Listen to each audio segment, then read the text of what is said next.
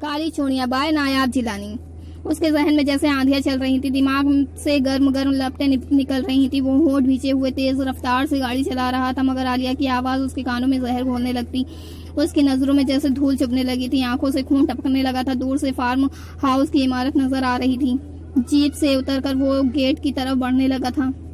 वो सीधा अंदर की तरफ बढ़ गया। चारों तरफ सन्नाटा और खामोशी थी।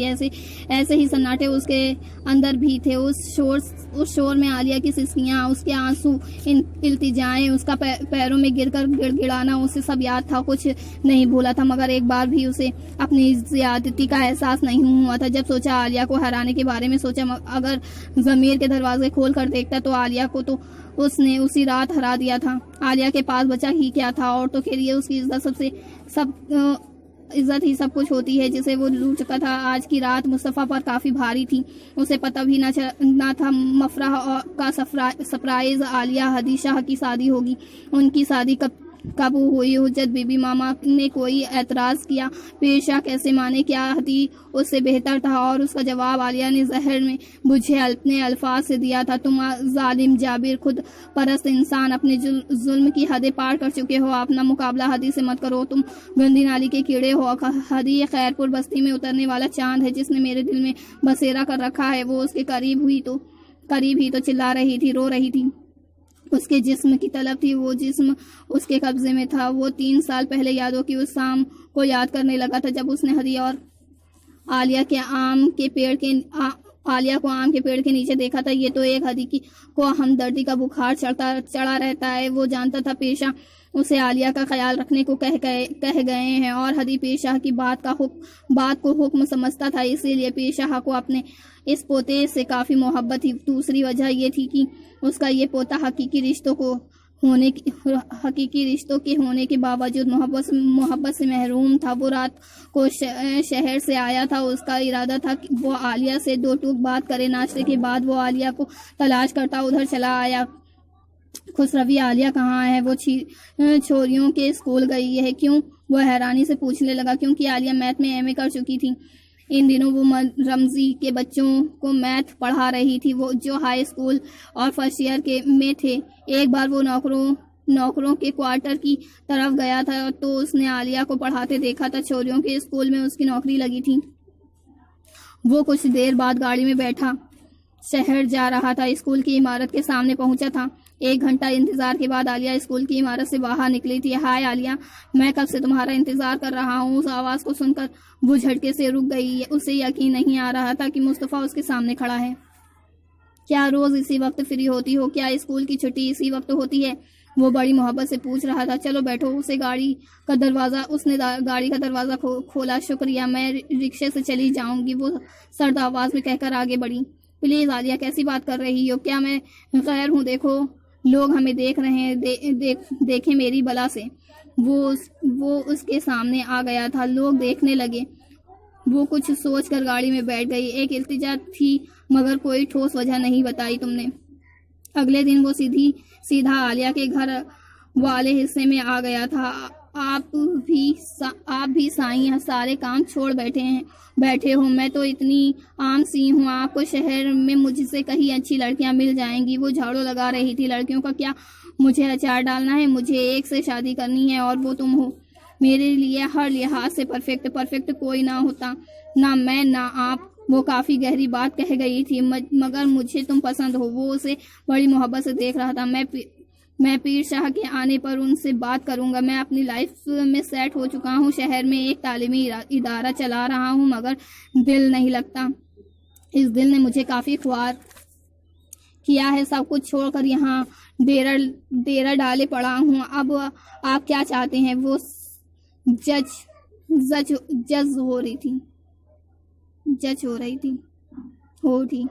तुम्हारा इकरार, जबरदस्ती के सौदे खुशी नहीं देते। मैं दावा करता हूँ तुम बहुत खुश रहोगी मेरे साथ। उसके लहजे में भरपूर यकीन था।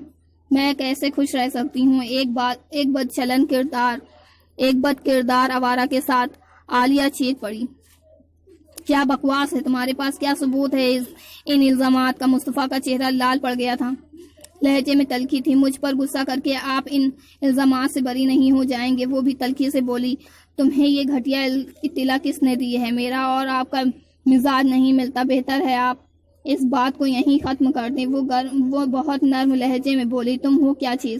وہ بھڑک اٹھا، میں بہت معمولی چیز ہوں، تم نے میرے لیے بڑے غلط الفاظ استعمال کیے ہیں، ابھی تمہیں میرے بارے میں پتہ نہیں۔ وہ جیسے سانپ کی طرح پھنکارا، جائیے یہ رعب کسی اور پر جھاڑنا، عالیہ اس رعب میں آنے والی نہیں ہے۔ وہ نفرت سے بولی، تم بہت نقصان اٹھاؤ گی۔ وہ تل ملا کر کھڑا ہو گیا، آپ جیسے مرد کبھی بھی میرا آئیڈیل نہیں رہے، بیکار غصہ نہ کریں، آپ نے وجہ پوچھی تھی تو میں نے بتا دی۔ وہ اطمینان سے بولی، تم میرے ضبط کا امتحان مت لو، آپ کو جو کرنا ہے شوق سے کریں، مجھے پرواہ نہیں۔ پچھتاؤ گی عالیہ، بہت پچھتاؤ گی، اپنے الفاظ واپس لے لو، سوری کہہ دو، میرا دل بہت بڑا ہے۔ مصطفیٰ کا غصہ جھاگ کی طرح بیٹھ گیا۔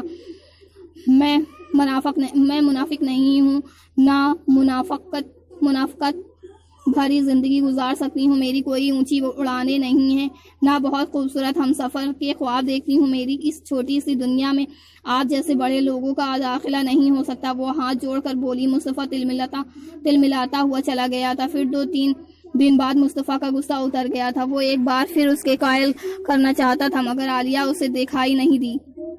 یہ اسی شام کی بات ہے، اس نے بڑی اماں سے اپنی پسند کا اظہار کر دیا تھا، مگر عالیہ کے صاف انکار نے اسے سر سے پاؤں تک سلگا دیا تھا۔ گول کمرے میں وہ بڑی اماں کے سامنے اپنے غرور، انا اور مرتبے کے بت کو چور چور کر کے دھتکار کر چلی گئی تھی۔ میں لعنت بھیجتی ہوں ایسی دولت، وجاہت اور حشمت پر، لعنت بھیجتی ہوں ایسے بد کردار مردوں پر۔ مجھے وہ کل بھی ناپسند تھا، آج بھی ہے، مجھے کسی بدچلن مرد کا ساتھ گوارا نہیں ہے۔ اتنی توہین پر مصطفیٰ کی آنکھوں میں جیسے خون اتر آیا تھا۔ سب کے سامنے عالیہ اسے 2 کوڑی اکا کر کے چلی گئی تھی، غصے کے علاوہ میں جیسے وہ جل کر راکھ ہو گیا تھا۔ تب اس نے ایک خطرناک فیصلہ کر لیا، اس نے عالیہ کا اغوا کر کے اسے فارم ہاؤس میں قید کر لیا تھا۔ اس کا ارادہ بس اسے کچھ دن یہاں رکھنے کا تھا، مگر عالیہ کی ضد اور باتوں نے اسے یہ سب کرنے پر مجبور کر دیا تھا جو مصطفیٰ نے سوچا تک نہ تھا۔ وہ اس رات فارم ہاؤس کے اسی کمرے میں بیٹھا سوچ رہا تھا کہ اس نے عالیہ کے ساتھ کیا کیا تھا۔ پیر شاہ نے کیوں اسے دھتکار دیا، اسے خود سے یوں الگ کر دیا جیسے وہ کوئی ناسور ہے۔ آج وہ تسلیم کر چکا تھا، وہ واقعی ایک ناسور ہے، ظالم ہے، گھمنڈی ہے۔ اس نے عالیہ کے سامنے ایک شرط رکھی تھی، ابھی میرے ساتھ نکاح کی رضامندی دے دو، میں تمہیں گھر پہنچا دوں گا، پھر بیاہ کر یہاں سے کہیں اور لے جاؤں گا، ہم ایک شاندار زندگی گزاریں گے۔ وہ بھڑک کر چلا پڑی تھی، تم جیسے کہ ساتھ نکاح کرنے سے بہتر ہے خودکشی کر لی جائے، چھوڑ دو عالیہ ورنہ پچھتاؤ گی۔ وہ اسے سمجھاتا رہا تھا، وہ نہ مانی۔ تب مصطفیٰ نے کہا، تم اس طرح نہیں مانو گی، ابھی مولوی صاحب آ رہے ہیں، تمہارا نکاح میرے ساتھ ابھی یہیں ہوگا، یہ میرے جیتے جی کبھی نہ ہوگا۔ وہ نفرت سے چلائی، ٹھیک ہے، تمہیں اور کسی کے لائق بھی نہیں چھوڑوں گا۔ وہ زخمی شیر کی طرح دہاڑا۔ ایک دن اور ڈھل گیا، 8 راتیں گزر چکی تھی عالیہ کو یہاں قید ہوئے۔ وہ جانتی تھی یہ فارم شہر سے 60 میل دور ہے۔ ایک بوڑھی عورت جو گونگی بہری تھی اسے کھانا دے جاتی تھی۔ آج سے 15-16 دن پہلے بڑی ماں کے پاس اس کی سگی چاچی آئی تھی، درویش بابا۔ جب سے اپنی بچی کو لے کر خیرپور آئے تھے، انہوں نے اپنے وطن اور بستی کا رخ نہیں کیا تھا، اپنا سب کچھ وہیں چھوڑ آئے تھے۔ انہوں نے اسلام قبول کرنے کے بعد اپنے کسی رشتہ دار سے کوئی تعلق نہیں رکھا تھا۔ چچا چاچی جانے کیسے پتہ کر کے یہاں چلے آئے تھے۔ عالیہ کا چچا اسے اور اپنے بھائی کو لینے آیا تھا، وہ عالیہ سے بھی ملنا چاہتا تھا۔ چاچی بڑی ماں کی خوشامد کر رہی تھی، مگر حجت بھی دلی خواہش کے باوجود نہ عالیہ کو ان سے ملوا سکتی تھی، نہ بھیج سکتی تھی۔ اپنے سسر پیر شاہ کے حکم کی خلاف ورزی کرنے کی ان میں ہمت نہیں تھی، مگر وہ خوش تھیں کہ اب عالیہ یہاں سے چلی جائے گی۔ جب سے انہیں مصطفیٰ کی خواہش پتہ چلی تھی، وہ عالیہ کو جلد سے جلد یہاں سے بھیجنا چاہتی تھیں۔ وہ چاہتی تھی پیر شاہ اس کی کہیں شادی کر دیں۔ بڑی ماں کا انکار سن کر چچا چاچی بھننا گئے تھے اور انہوں نے جاتے جاتے دھمکی دی تھی وہ عالیہ کو اٹھوا لیں گے، پھر عالیہ کے چاچا کے دھمکی بھرے فون آتے رہے۔ اصل میں درویش بابا کے حصے کی زمین کی وارث عالیہ ہی تھی۔ اس کے چچا اس کی شادی اپنے بیٹے کے ساتھ کر کے وہ ساری زمین ہتھیانا چاہتے تھے۔ چچا کے آنے پر عالیہ کا اغوا ہونا درویش بابا کے کھاتے میں ڈال کر سب پرسکون ہو گئے تھے۔ عالیہ کو بھی یقین تھا بڑی ماں نے اس کے اغوا کا کوئی نوٹس نہیں لیا ہوگا، بلکہ خوش ہوئی ہوں گی۔ اس کے اغوا کی خبر ہدی شاہ تک بھی نہیں پہنچی تھی کیونکہ وہ باہر گیا ہوا تھا۔ کیا میری واپسی کے بعد کوئی یقین کرے گا کہ مجھے چچا نے نہیں مصطفیٰ نے اغوا کیا تھا؟ نہیں، کبھی نہیں، کوئی یقین نہیں کرے گا۔ وہ پھوٹ پھوٹ کر رو دی تھی۔ ہدی شاہ تم کہاں ہو؟ تمہیں کیا پتا مجھ پر کیا قیامت ٹوٹی ہے؟ تبھی وہ کھانا کھانے والی عورت ایک شاپر لیے اندر آئی تھی۔ اس نے اشارے سے بتایا یہ کپڑے اور زیور پہن لو۔ عالیہ بدک گئی جیسے اس پر شاپر میں زہریلے سانپ ہو۔ اس نے غصے میں شاپر کے کپڑے نکال کر پھاڑ دیے، زیورات ادھر ادھر پھینک دیے۔ وہ عورت گھبرا کر بھاگ گئی۔ یہ کیا بدتمیزی ہے؟ مصطفیٰ بھناتا ہوا آیا تھا۔ خوش قسمت بار بار دروازے پر نہیں آتی۔ سائیں مجھے بد نصیب ہی رہنے دو، میں آپ کے ساتھ آپ کے ہاتھ جوڑتی ہوں۔ وہ روتے ہوئے بولی تھی مجھے گھر پہنچا دو۔ کیا کرو گی وہاں جا کر؟ اتنے دن باہر رہ کر کوئی تمہاری بات کا یقین نہیں کرے گا۔ نکاح کر لو، میں سب سنبھال لوں گا، کوئی تم سے کچھ نہیں کہے گا۔ تم جلیل کمینے۔ وہ اپنے ہوش حواس کھو بیٹھی تھی اور بھوکی شیرنی کی طرح اس پر جھپٹ پڑی تھی۔ وہ ناخونوں سے اس کا چہرہ نوچنے لگی تھی۔ تب مصطفیٰ شیطان بن گیا۔ عالیہ کی کلائیوں کی کالی چوڑیاں ٹوٹتی چلی گئیں۔ اس بے وقوف لڑکی کی ضد کا نتیجہ ہے، ورنہ میں نے تو اسے سیدھا راستہ دکھایا تھا۔ وہ سب کچھ عالیہ کے کھاتے میں ڈال کر مطمئن ہو چکا تھا۔ پیر شاہ آ چکے تھے۔ وہ مطمئن تھا کہ عالیہ کو اس کا ہونے سے کوئی نہیں روک سکتا۔ پیر شاہ نے بات کی تو عالیہ اب انکار نہیں کرے گی، مگر ہوا الٹا۔ عالیہ کی واپسی سے حجت بی بی کافی غصے میں تھی۔ تیرا چچا 10 دن بھی نہ کھلا سکا؟ انہوں نے اس کے چچا کو خوب کھری کھوٹی سنائی۔ ادھر بستی والے پیر شاہ کو حج کی مبارکباد دینے آ رہے تھے۔ پیر شاہ کا حجرہ لوگوں سے بھرا رہتا تھا۔ جب بھیڑ کم ہوئی تو انہیں عالیہ کا دھیان آیا۔ انہوں نے اسے حجرے میں طلب کر لیا۔ اس شخص کی اتنی جرت کہ وہ ہماری بستی سے تمہیں اغوا کر کے لے جائے، مجھے تو اس پر یقین نہیں آتا بیٹی، یہ سب جھوٹ ہے۔ پیر شاہ آنسوؤں کی برسات میں جیسے وہ پھٹ پڑی تھی۔ پھر روتے روتے اس نے ساری کہانی بتا دی۔ سن کر پیر شاہ کا چہرہ زلال سے کئی رنگ بدلتا رہا۔ مصطفیٰ بہت دل دکھایا ہے تو نے، یا اللہ تو نے ہمیں اس گھڑی کے لیے زندہ کیوں رکھا؟ کہاں ہو نور بانو؟ آؤ اپنے لاڈلے کے کرتوت دیکھو، اسے کتنی منتوں مرادوں سے پایا تھا، جو ہماری عمر بھر کی کمائی خاک میں ملا کر چلتا بنا ہے۔ عالیہ میری بچی، یہ 73 سالہ بوڑھا تیرے سامنے ہاتھ باندھے کھڑا ہے۔ میری معافی تیرا دکھ اور نقصان پورا نہیں کر سکتی، مگر مجھے خدا کے غضب سے بہت خوف آتا ہے۔ اس نے پہلی بار پیر شاہ کو روتے دیکھا تھا۔ ان کے 2 بیٹے جوانی میں جدا ہو گئے تھے، مگر ان کی آنکھوں سے ایک آنسو نہیں ٹپکا تھا۔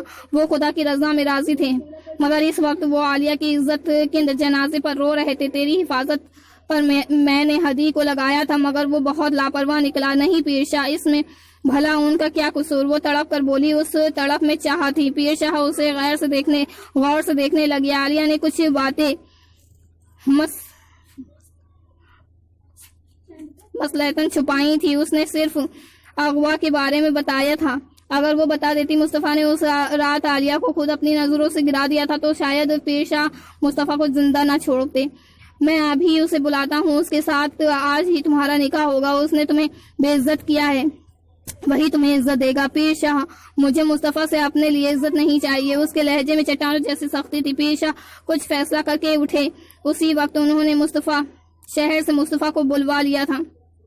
تم نے جو کچھ کیا اسے درگزر نہیں کر سکتے، نافرمان تم شروع سے ہو، خودسر بھی ہو۔ ہم چاہتے ہیں تم کچھ عرصے کے لیے ہماری نظروں سے دور ہو جاؤ۔ میں عالیہ سے شادی کرنا چاہتا ہوں۔ ابھی وہ اس حادثے سے نہیں سنبھلی، اس نے تمہیں معاف نہیں کیا ہے۔ اب پہلے خود کو اس کے قابل بناؤ، اس کی پسند کے سانچے میں ڈھلو، پھر اسے اپنانے کے بارے میں سوچنا۔ وہ بہت سرد لہجے میں بولے تھے۔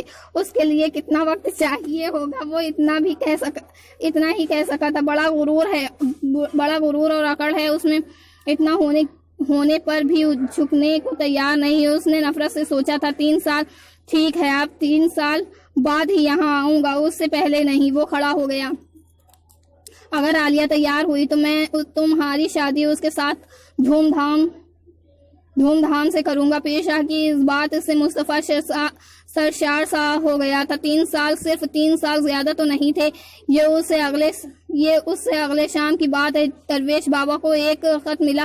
یہ خط ان کے بھائی نے بھیجا تھا۔ اس میں لکھا تھا، ماتا جی مر چکی ہیں اور وہ کچھ دن بعد اپنے بیٹے کی شادی ان کی لڑکی سے کرنے آ رہے ہیں۔ یہ خط بابا نے پیر شاہ کو دے کر کہا، شاہ جی میں چاہتا ہوں میری زندگی میں عالیہ کا گھر بس جائے۔ آپ کسی شریف لڑکے کا چناؤ کر لینا، جانے کیوں میری بیٹی اندر ہی اندر گھلتی جا رہی ہے۔ عالیہ سے پوچھو، اسے ہدی شاہ کا ساتھ پسند ہے۔ کافی دیر سوچنے کے بعد پیر شاہ نے کہا تھا۔ درویش بابا ساکت سے رہ گئے تھے۔ وہ گھر آئے۔ انہوں نے عالیہ سے پوچھا۔ عالیہ ایک دم پتھرا سی گئی۔ بابا مجھے کسی سے شادی نہیں کرنا۔ کیوں؟ وہ بے چینی سے بولے۔ آپ اکیلے ہو جائیں گے۔ اس نے سسکی دبا کر بات بنائی۔ یہ کیا بات ہوئی؟ وہ خوش دلی سے بولے، میں سارا دن تو دربار میں رہتا ہوں، تجھے میری اتنی فکر کیوں ہے؟ بابا مجھے حدیث سے شادی نہیں کرنی۔ کیوں بیٹی؟ میں اس کے قابل کہاں رہی ہوں؟ عالیہ نے تلخی سے سوچا۔ پیر شاہ سے میں انکار نہیں کر سکتا، میں کر دوں گی، کہہ کر وہ چلی گئی تھی۔ صبح فجر کی نماز کے بعد وہ ہچکیوں سے رو رہی تھی جب ہدی دبے پاؤں چلا آیا۔ وہ کافی دیر سے آیا ہوا تھا۔ اس نے کافی دیر تک بہت سی باتیں عالیہ سے شیئر کی تھیں۔ جب وہ جانے لگا تو اس کے آخری الفاظ عالیہ کو پتھر کرنے کے لیے کافی تھے۔ تمہارے مجرم کو اپنے ہاتھوں سے قتل کرنے کا عہد کر چکا ہوں عالیہ، تم نہ بتاؤ، میں اسے ڈھونڈ نکالوں گا۔ ایک بات اور، اگر تم کو اغوا نہ کیا جاتا تو تم مجھ تک کیسے پہنچتی؟ پیر شاہ کی تم پر نظر میرے لیے کیسے ٹھہرتی؟ اسی شام سادگی سے ان کا نکاح ہو گیا تھا۔ وہ بابا کے آنسوؤں کے سامنے ہار گئی تھی۔ پیر شاہ نے وکیل بلوا کر سب میں سے ہدی کو اس کا حصہ دے دیا تھا۔ وہ اسی رات خیر پور سے ہدی شاہ کے ساتھ شہر اس کے گھر چلی گئی تھی۔ پیر شاہ نے اس کی بہت عزتی کی تھی۔ پہلی بار اس لہجے میں اس سے بات کی تھی۔ وہ خیر پور سے شہر آ گیا تھا۔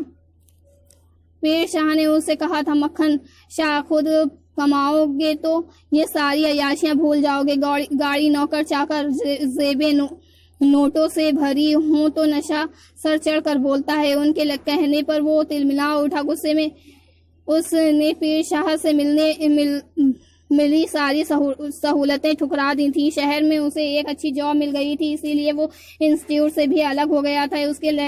اس کے رہنے کا مسئلہ رمیز نے حل کر دیا تھا۔ وہ فرح آنٹی کی انیکسی میں رہنے لگا تھا۔ جب اس نے پہلی بار اپنے ٹیرس پر موجود اس لڑکی کو دیکھا تھا جو بڑی احتیاط کے ساتھ گلاس ونڈو میں جھانکنے کی کوشش کر رہی تھی، سفید کاٹن کی پینٹ اور شرٹ میں اس کا سرخ و سفید چہرہ دمک رہا تھا۔ وہ کسے ڈھونڈ رہی ہے اس نے سوچتے ہوئے تولیہ صوفے پر اچھال دیا تھا، پھر پردے ہٹا کر غور سے اس کی حرکتیں دیکھ رہا تھا۔ اس کی نظریں مصطفیٰ کے کمرے کی طرف تھی مگر وہ اسے دیکھ نہیں سکتی تھی۔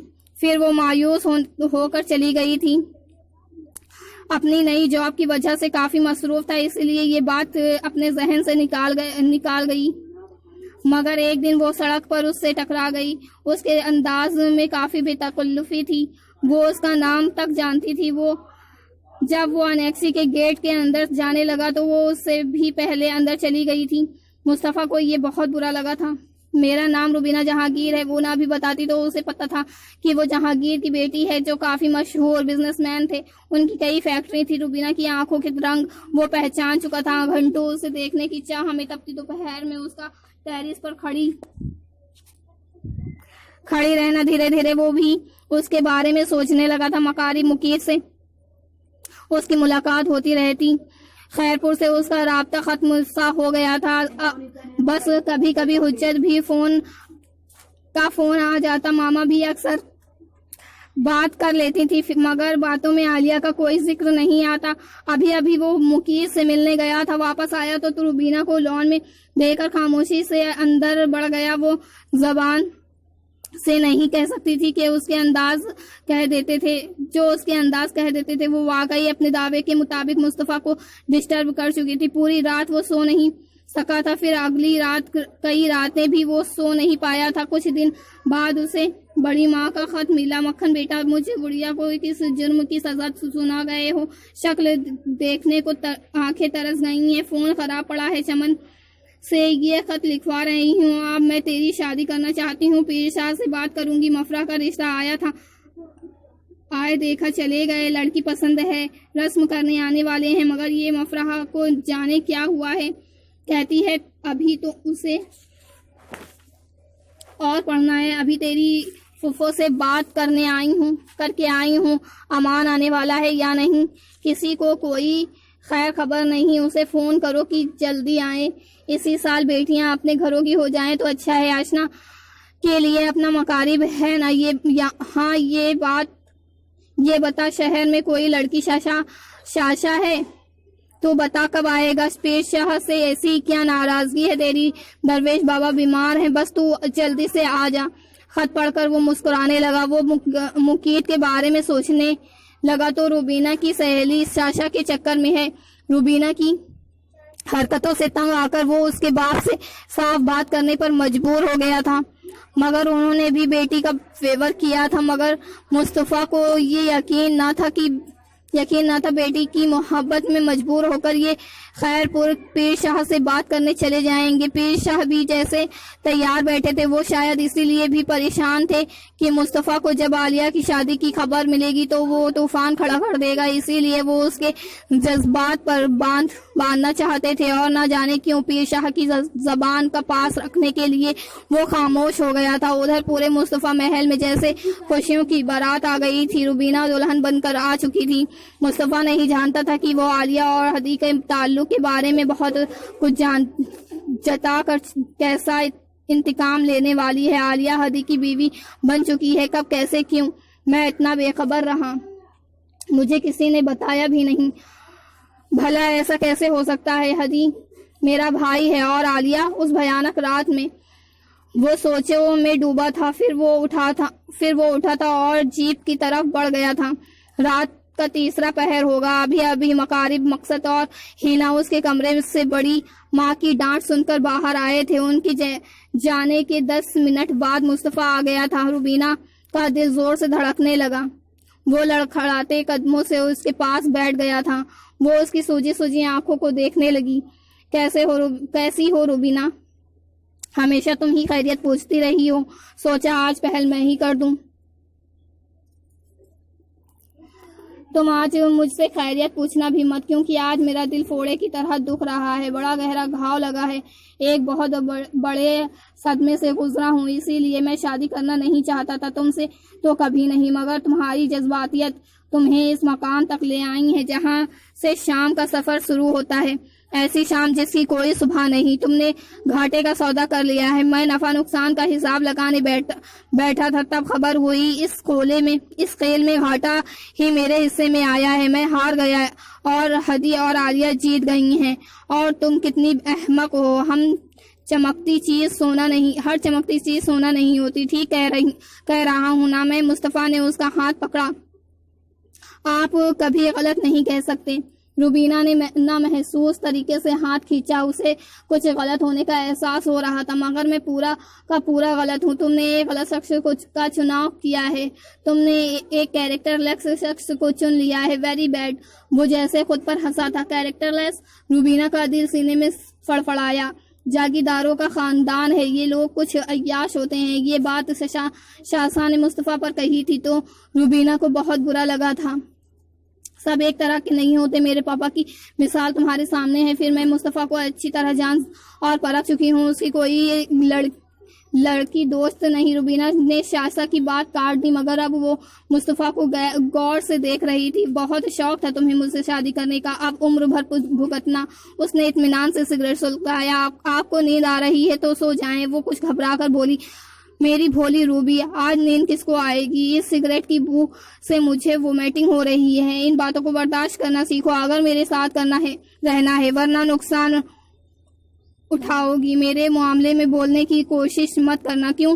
سمجھدار عورتیں اپنی حد پہچانتی ہیں، میری کیا حد ہے؟ وہ چپتے لہجے میں بولی، آج ہی ساری باتیں مت پوچھو، کوئی اور بات کرو۔ کہتا وہ لیٹ گیا، پھر بولا، ذرا اپنا ہاتھ دکھاؤ۔ اس نے الجھ کر ہاتھ بڑھایا۔ اب یہ کالی چوڑیاں ہاتھوں میں کبھی مت پہننا، مجھے کالی چوڑیوں سے نفرت ہے، اس کی آواز تک سے نفرت ہے۔ اس نے چوڑیاں اتار دی تھیں۔ آپ وہ نہیں ہیں جو میں سمجھتی تھی۔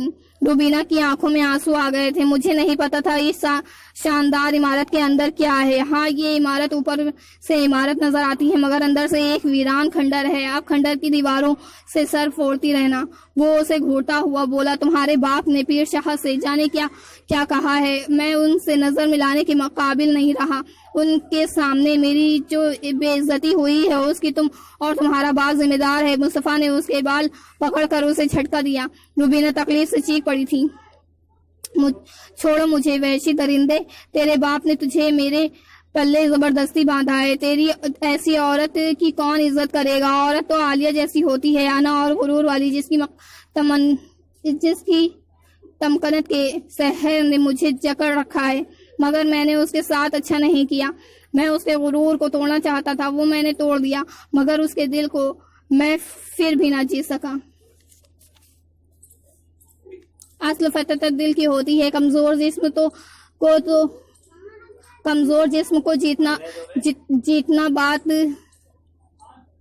جیتنا بعد میں بہت تکلیف دیتا ہے۔ نہ جانے کیوں مصطفیٰ کی آنکھوں میں نمی سی تیرنے لگی تھی۔ پھر مصطفیٰ سو گیا تھا، مگر وہ تمام رات سسکتی رہی تھی۔ صبح ہی اس کی آنکھ لگی۔ جب جاگی تو مصطفیٰ نے اسے مسکرا کر دیکھا۔ کالی